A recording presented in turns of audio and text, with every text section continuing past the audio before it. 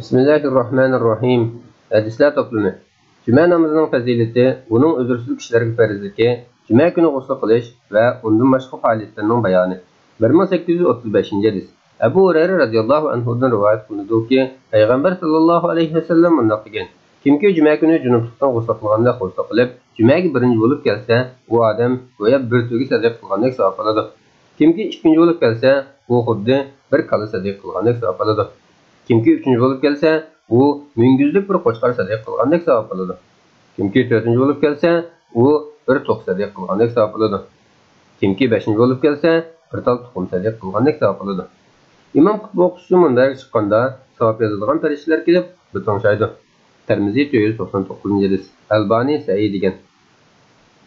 1836-hadis. Abu Hurayra radhiyallohu anhu rivoyat qilinadiki, Payg'ambar sallallohu alayhi vasallam bunday degan: Cuma günüdə hər qandaq məscidin hər bir darvazası aldida bir-biridən baldır kelgan adamlarını silmaydigan farishtalar turishidi. İmam xutba o'qish uchun mundarga chiqqanda ular daftarlarini qatlab etib kelib tutanshaydi. Buxoriy 3211-hadis. 1837-hadis. Yana bir rivoyatda Payg'ambar sallallohu alayhi vasallam bunday degan: Masjidga baldır kelgan kishi to'g'risida qilgan kishiga o'xshash savob oladi. Undan keyin kelgan kishi qalsada qilgan kishiga o'xshash savob oladi. Undan keyin kelgani qo'chqarsada qilgan kishiga o'xshash savob oladi. Undan keyin kelgan kishi to'qsada qilgan kishiga o'xshash savob oladi. Undan keyin kelgani xumsada qilgan kishiga o'xshash savob oladi. Muslim 1416-hadis. 1838-hadis. Abu Hurayra radhiyallohu anhu Payg'ambar sallallohu alayhi vasallam mundaq deganlikni rivoyat qildi. Farishtalar Juma kuni masjid darvozalari oldida Juma namoziga kelgan odamlarning darajalarini yozish uchun o'tirishdi. İnsanlarning masjidga kelishga darajalari tubanligicha. Bir to'ki sadiq bergandek bo'ldiganlari, bir kala sadiq bergandek bo'ldiganlari, bir qo'y sadiq bergandek bo'ldiganlari, bir to'q sadiq bergandek bo'ldiganlari, bir qushqash sadiq bergandek bo'ldiganlari va bir tuxum sadiq bergandek bo'ldiganlari bor. Nasoiy 1387-hadis. Albani Hasan va Sahih degan. 1839-hadis. Abu Hurayra radhiyallohu anhu rivoyat qilinadiki, Payg'ambar sallallohu alayhi vasallam bunday degan: Kimki tahoratni kamil olgandan keyin Juma namoziga kelib, buni ixlos bilan tingishsa, uning shundan keyingi 10 kunlik gunohlari mag'firat qilinadi. Kimki xutba o'qiyotganda yerdagi ushshaq toshni o'ynasa, bu savobdan quruq qoladi. Muslim 857-hadis. 1840-hadis. Salman Farisi radhiyallohu anhu rivoyat qilinadiki, Payg'ambar sallallohu alayhi vasallam bunday degan: Kimki Juma kuni g'usl qilib, imkonining birisi pokizlanib, chassaqal va badallarni maylab, uydagi xushbiroq buyumlarni ishiltib, ondan masjidga kelsa va ikki odamning o'rtasida atlab o'tmasdan qanchalik namoz o'qib bo'lib, imomning xutbasiga o'ltirib quloq solsa, u odamning shu jumadan yana bir jumaga kungacha bo'lgan arliq gunohlari mag'firat qilinadi. Buxoriy 883-hadis. 1841-hadis. Avs ibn al-Saqafi radhiyallohu anhuning bunday deganligi rivoyat qilindi. Men Payg'ambar sallallohu alayhi vasallamning bunday deganligini angladim. Kimki Juma kuni g'usl tahorat ilib, Juma namozidan uydan baldir chiqsa va piyoda minib masjidga birinchi bo'lib kelsa, ondan imomga yaqin o'tirib hech bir narsa o'ynamay, bin tingsa, uning har bir qadami uchun bir yil kunduz ro'za tutib, kech namoz o'qiganning ajri yozildi. Abu Dawud 145-hadis. Albani Sahih degan.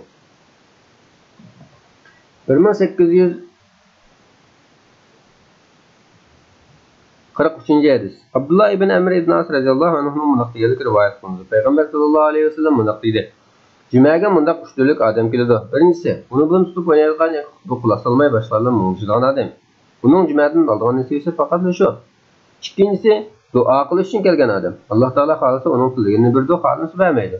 Uchinchisi, xutbani jim turib, ixlos bilan anglaydigan, hech bir musulmonning gardini atlab o'tib azob bermaydigan odam. Buni o'qigan juma namozi shu jumadan tortib 10 kungacha bo'lgan Alloh gunohlari kaffarat bo'ladi. Buning Alloh taoloning kim bir yaxshilik qilsa, uningga 10 asli ajr beriladi degan so'zi dalil bo'ladi.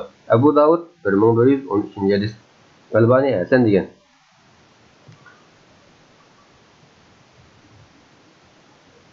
1845-hadis. Abdullah ibn Amr ibn As radhiyallohu anhudan rivoyat qilinadiki, Payg'ambar sallallohu alayhi vasallam bunday degan: Kimki Juma kuni g'usl qilib, hech bo'lmaganda ayolining xushbiroq buyumlaridan bo'lsin ishlatib, kiyimining yaxshisini kiyib masjidga kelsa va boshqalarning gardini atlab o'tmay, buni gap qilmay tingsa, uning 2 juma oraliqdagi gunohi kafarat bo'ladi. Kimki xutba qilayotgan gap qiladi ekan va boshqalarning gardilarini atlab o'tadi ekan, juma namozi uning uchun peshin namozining hisobida bo'ladi. Abu Dawud 347-hadis. Albani Hasan degan. 1847 Tariq ibn Shihab Peygamber sallallahu aleyhi ve sellem'in mundaq deganligini rivoyat qildi. Jamoat bilan juma namozi o'qish 4 turli kishidan boshqa har bir musulmonga farz bo'lib, bu 4 turli odam tövəndiksə: qul, ayol kishi, kichik bola va kasal odam. Abu Davud 1067-hadis. Albani sahih degan.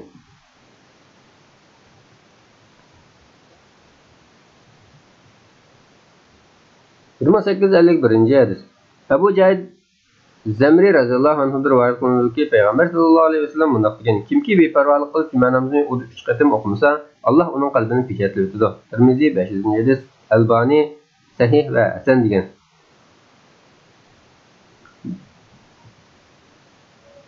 1852-hadis. Abu Hurayra radhiyallohu anhudan rivoyat qilinadiki, Payg'ambar sallallohu alayhi vasallam mundaq degan: shuningdek agah bo'linglarki, faqat yaqinda mundaq ahvollar yuz beradi. Biringlar qo'yib yoqish uchun shahardan 1 yoki 2 mil yiroqlashdi. O'tchoq topolmaganlari qo'ylarini haydab to'pliklarga o'rlaydi. Bu arada juma namozining vaqti kelib qoladi. Ammo u namozga kelolmaydi. Yana bir juma keladi, u yana kelolmaydi. 3-juma keladi, uning ham kelolmaydi. Shuning bilan uning dili peshatlanadi. Ibn Majah 1127-hadis. Albani hasan degan. 1853-hadis. Hakam ibn Minaatni rivoyat qilinadiki, Abdullah ibn Umar va Abu Hurayra radhiyallohu anhumalar uningga Payg'ambar sallallohu alayhi vasallamning o'z munbarida turib mundaq deganligini so'zlab bergan: bir turkum kishilar juma namozini tark etishdan voz kechsin. Bunday qilmasa, Alloh ularning dillarini peshatlaydi. Shuning bilan ular albatta kofirlardan bo'lib ketadi. Muslim 865-hadis. 1855-hadis. Abdullah ibn Mas'ud radhiyallohu anhu rivoyat qilinadiki, Payg'ambar sallallohu alayhi vasallam juma namoziga kelmaydiganlar haqida mundaq degan: biringlarni jamoat imom qilib qo'yib, o'zim juma namoziga kelmaganlarning o'ylab o't qo'yib aytkim keldi. Muslim 652-hadis.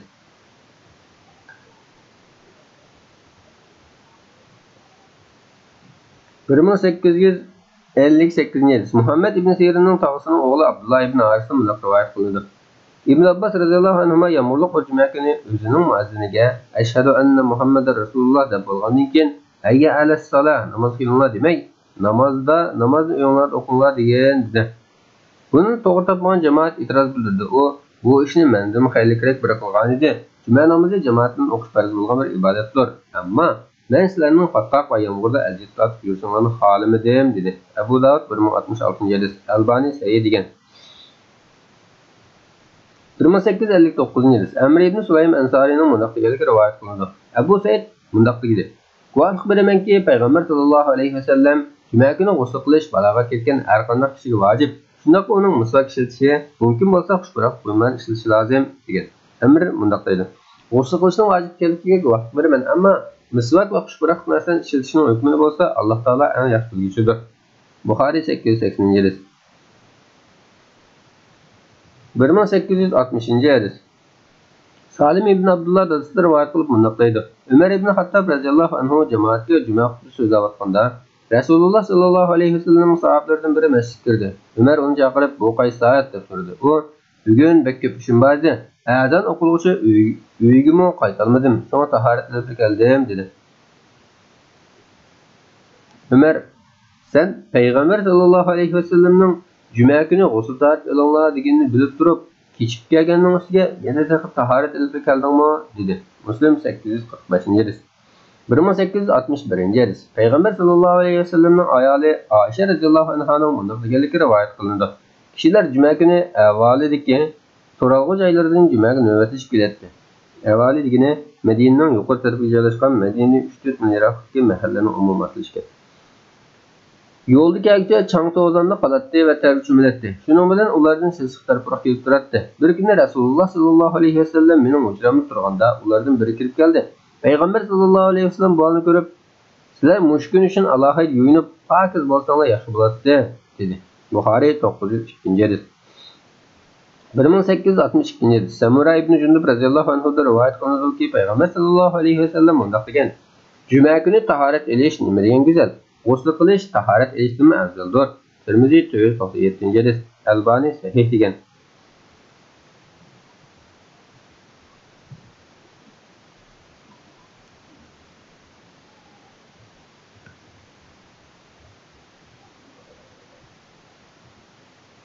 1869-hadis. Abu Said Xudri radhiyallohu anhu rivoyat qilinadiki, Payg'ambar sallallohu alayhi vasallam mundaq degan: 5 türlük iş bar bulup, kimki ularning hammasini bir kunda o'ringa olsa, Alloh uni jannat ahlidan deb yozadi. Bu 5 ish tuvandikicha: juma kuni ro'za tutish, juma namoziga berish, juma kuni janoza namoziga qatnashish va qul ozod qilish.